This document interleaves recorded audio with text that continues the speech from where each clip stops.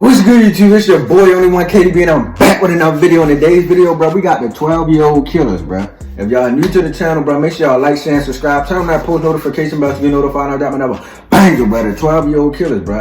I seen this in my recommends. I said I gotta watch this, bro. This video probably crazy. It's 15 minutes long, so we finna get into it, bro. Make sure y'all like, share, and subscribe. Like the video. Turn on that post notification bell so you get notified when I drop another banger, bro. We ain't finna talk no more. Oh yeah, follow me on the gram too at KDB.Youngin, not Youngin.KDB, because that is not me. We finna get into it, bro. No more talking. Let's get to it.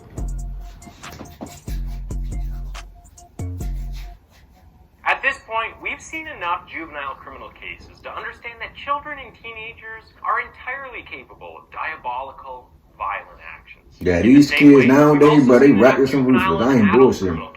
To understand that the environment and circumstances hot, surrounding one's upbringing often play an important role in the kind of life they can go on to live and the activities they carry out.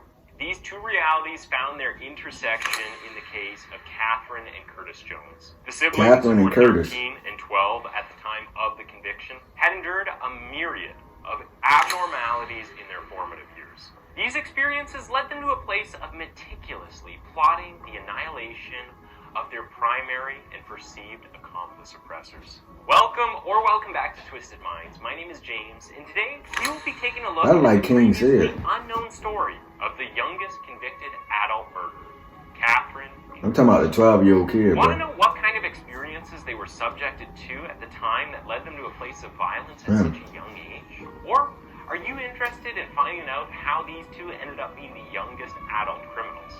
Keep watching to have these. They got charged as adults. I mean, yeah, they did kill somebody.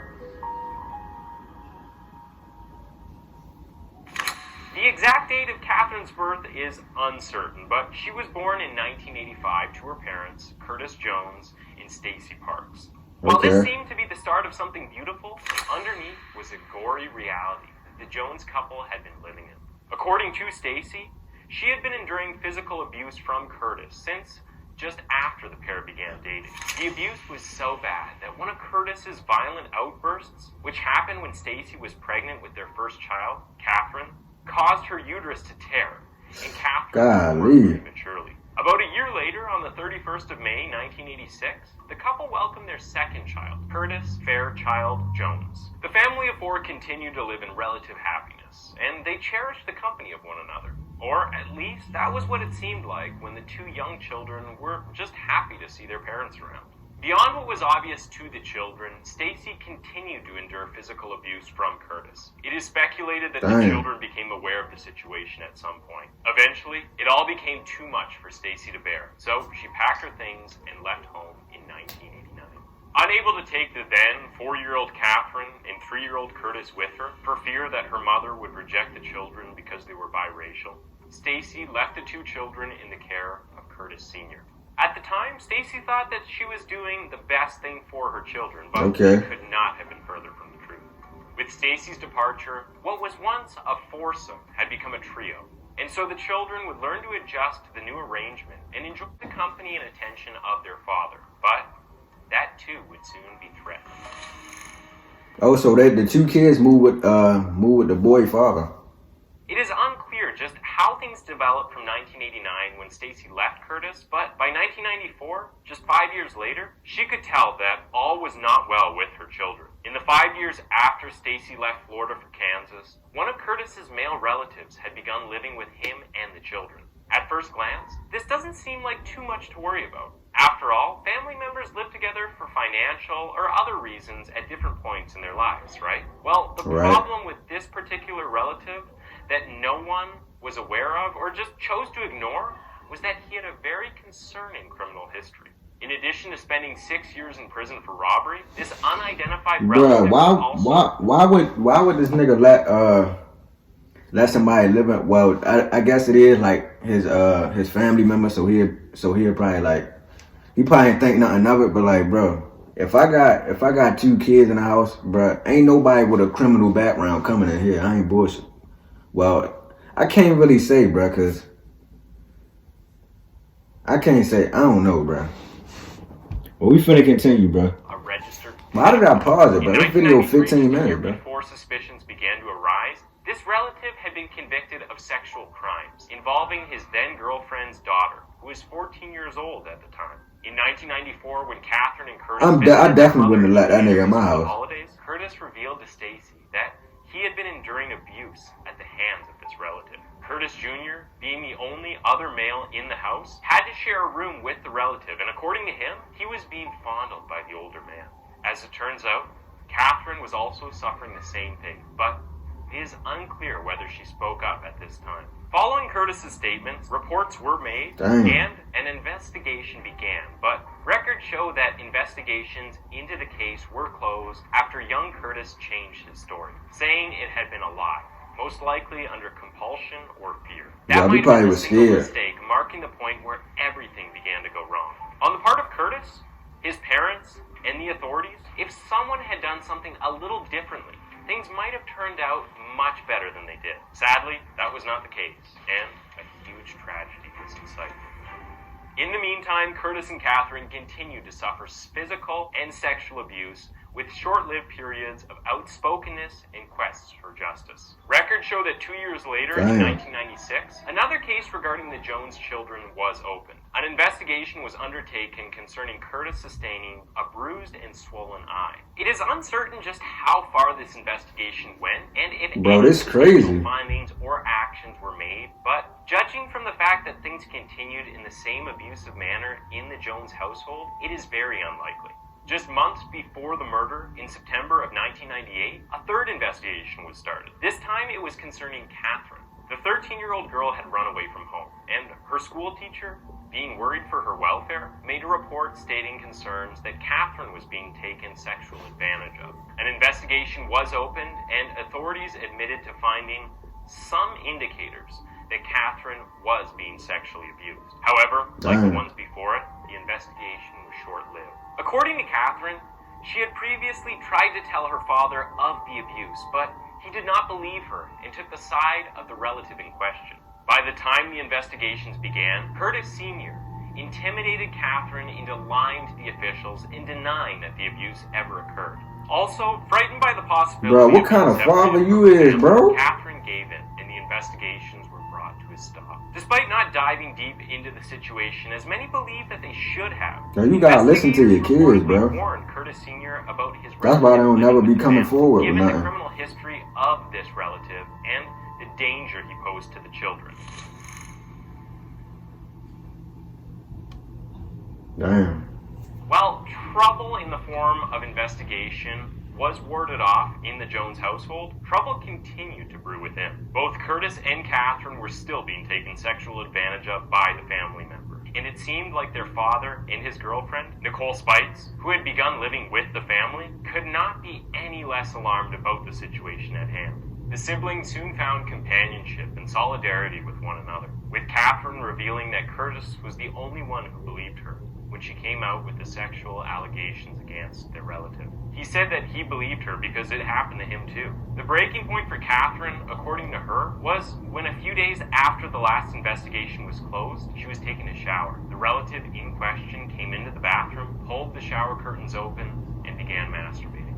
The traumatized Catherine huddled in the corner of the bathroom and sobbed until he was done. When he was done, he left 50 cents on the top of the toilet seat for Catherine. After the incident, Catherine wrote in her diary, "I'm going to kill everyone." She was angry that she and her brother's cries for help were going unanswered by her father and his girlfriend, and so she concluded that they deserved to die alongside their abuser. Catherine eventually told Curtis about her desire. Oh, so that's why they did what they did, bro. They like their father and they father girlfriend they wasn't trying to hear, bro. Bro, this is why you gotta listen to your kids, bro, cause they could be going through something. And y'all just be turning a blind eye, bro. That's why. That shit crazy, bro. But this why they did what they did, bro. I would have never thought of no shit like this. But we finna continue, bro. And the pair began plotting to bring this dream to life.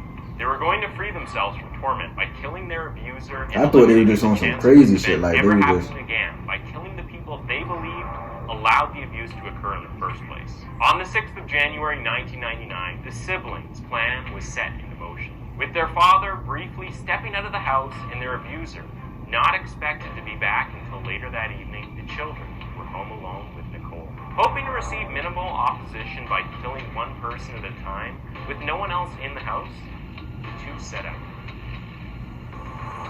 Damn.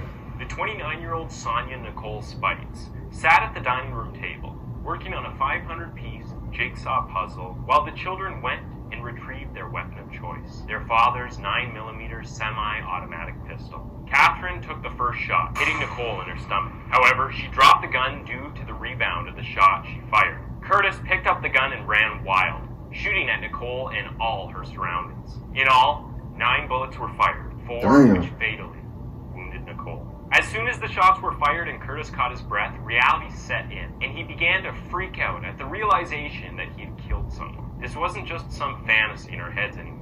It was real, Catherine said in an interview. Catherine did her best to calm her brother down, and the pair set to work in an attempt to clean up the scene. They dragged Nicole's body away from the dining room and tried to use bleach to clean up the bloodstains. After that, the two tried their best to make it look like a robbery had occurred, and then they fled the house, stopping briefly at their neighbors to tell them that they had shot the gun by accident. Having tied loose ends up to the best of their ability, Catherine and Curtis hid in the woods nearby their house. Damn. It is unclear just who alerted the police about Nicole's death. However, it is likely to be the neighbors whom Curtis and Catherine confessed to, or perhaps Curtis Sr. came home to his girlfriend's dead body and alerted the authorities. Either way, bro, they father tripping, one bro. could You say supposed that to this believe was your the kids, bro. investigation into the happenings at the Jones household that ever Kind of father yielded you any is, actual bro. results. Learning from the witness reports of the neighbors that Curtis and Catherine were responsible for the murder, the police went in search for them. The children were eventually found on the morning of the 7th of January, 1999. They were in the woods near their house, where they had hidden for the night. And now reality and the consequences of their actions were staring them in the face. At the ages of 12 and 13, Curtis and Catherine were the youngest people to be charged as adults for first-degree murder. If found guilty, which was very likely to happen, they were to be sentenced to life in prison. However, seen as they were very young, prosecutors were able to strike a deal with the children, allowing them to be tried for second-degree murder, which had a sentence of only 18 years in probation for life. This deal also meant that there was not going to be... Bro, do the judge and do everybody know what happened to them, bro? Like, they getting charged with murder, but, like, did it ever come to the surface, like, they was getting molested and stuff? Or ain't nobody going... We finna see, bro. Proper trial of the children's case. No witnesses, no evidence, nothing. Young, inexperienced, and scared, the children accepted the deal. Through all of this, neither Catherine nor Curtis spoke up about the real reasons for their actions, most likely anticipating that they would not be believed, as it had happened in the past. It soon became widely accepted that they killed Nicole out of spite for taking all of their father's attention away from them, and because he had planned to marry her. The media and other onlookers believed that the children feared that their father's relationship with Nicole would affect the current dynamic they had with their mother. Bro, what the fuck? Curtis's lawyer said about their silence, "It's almost like they had a pact of silence, and for some reason, they thought that that would help them." He said that had he been aware of the abuse at the time of the trial, they could have had a much better opportunity at getting a better sentence. However, Mayor Todd Goodyear, an official at the Brevard County Sheriff's Office, firmly believed that the children's actions were inexcusable. In his words, "There are a lot of people who have been abused and didn't do something like this. At some point, you have to take responsibility for your actions." And they did pay the price for their actions. In August of 1999, now aged 13 and 14 years old, Curtis and Catherine were each sentenced to 18 years in prison, followed by a lifetime of probation. Damn. There didn't seem to be much activity in the siblings' prison lives for the most of their first decade in prison. In 2004, however, Curtis gained a short taste of freedom when Hurricane Francis wreaked havoc on the facility where he was being held. Age 19 at the time, Curtis and several other teenagers fled the juvenile detention center, but their freedom was short-lived, and they were recaptured just 24 hours later. As punishment, His sentence was extended by 318 days. 5 years later, in 2009, the truth of the circumstances surrounding the murder came to light. In an interview with the Florida Today newspaper, Catherine revealed that she and her brother were taken sexual advantage of, and their frustrations led them to murdering Nicole. Catherine so they out of jail now. It's 2022. But also mentioned that they got sentenced to 18 years. She said, "I know it sounds like really messed up, but there was a point where I was just away from all that, and I was by myself, and I was safe."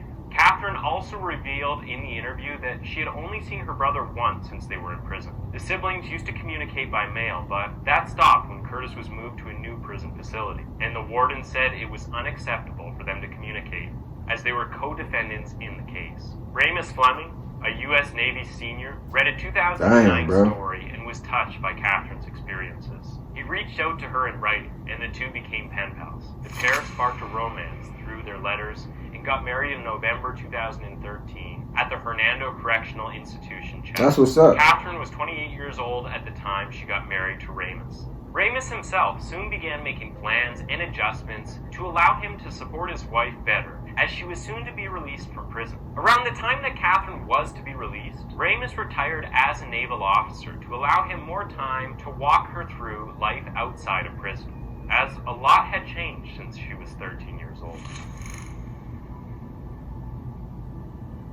Leaving prison.